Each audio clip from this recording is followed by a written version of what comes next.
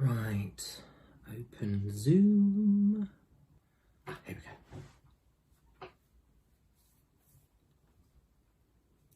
Hello.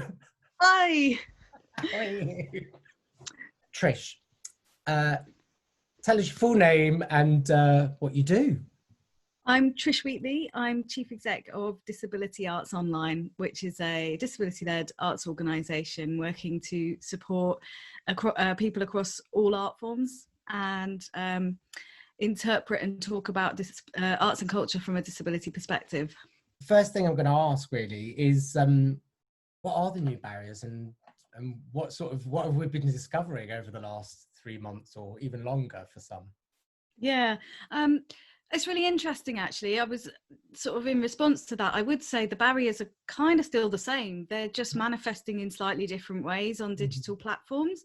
The challenge that organisations and theatre makers are having is how to work with the technology to make that happen, particularly when some of those barriers and access requirements are overlapping. So what are the basic things that people should be thinking about with their digital content to begin with? Like a normal event, I would kind of categorize it in the same way. So there are different types of barriers, including sensory related, cognitive, technological as well.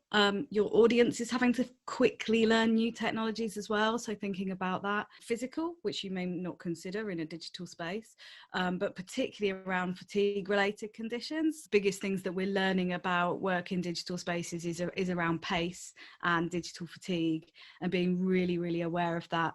Not expecting to be able to do the same amount of stuff in an online space that you could in a room. And then around financial barriers and whether your audience is even online in the first place. Some of the access solutions that you can provide for one set of people also provide solutions for everyone. I'm particularly thinking around captioning, subtitling, and that actually being a really good access support for people with ADHD, as well as those that need it because they can't hear. Captioning is the number one thing that people have been coming to us for advice about. What was number two? Which technology solutions to go for. The biggest one that's not been thought of is audio description. If it's a performance, it's something very different from like a general Zoom meeting, but the opportunity is that you can provide different streams with different access options, easier in a way that being in a space, in a theatre space, maybe is more challenging sometimes. It is that mindset, I suppose, of saying that actually some of these things can potentially be easier within this digital space. So what off-the-shelf options are there in terms of, digital access tools? What's hot, what's not? As part of our business plan for this year, we had planned to do this week-long sort of digital residency where we really got to grips with live events and live streaming. This coincided with a series of COVID commissions. This sort of fortnightly Wednesday afternoon artist presentation was where we really started to experiment with the technology. There's several things that are really useful. Restream is a piece of technology that enables you to stream on multiple platforms simultaneously. This is really important for access because some people aren't on certain platforms. Zoom is where we do everything. It's become central to the way our organisation works. Most important access related piece of software, that Otter AI is a really good solution. Yeah, somebody I know has just got Otter and they're like, oh my God, it's amazing. Sorry, I interrupted. You should probably explain what Otter is. Yeah, sure. So, okay. It's a transcription service which will provide AI generated captions.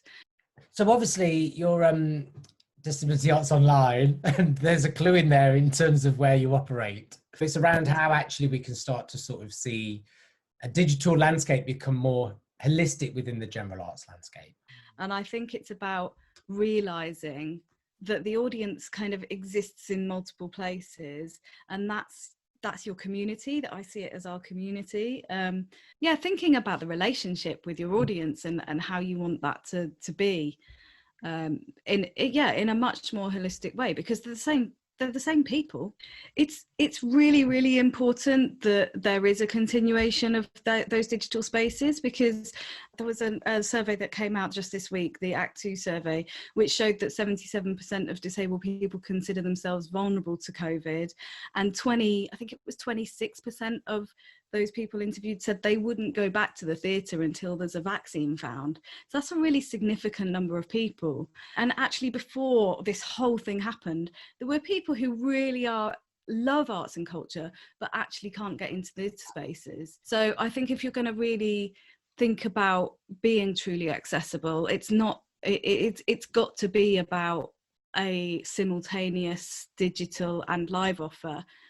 And I don't necessarily mean live streaming a live show. It can be something different. It could be created for digital to provide better access. That sort of brings us to the end, really. All right, well, thank you for that. That was painless, thank you. I hope it wasn't too painful. All right. All right, see you later. Bye-bye. Bye. Oh, that was good. Trish Wheatley, Chief Executive, Disability Arts Online, www.disabilityarts.online, Twitter @disabilityarts, Facebook @disabilityarts.online, Instagram @disabilityarts.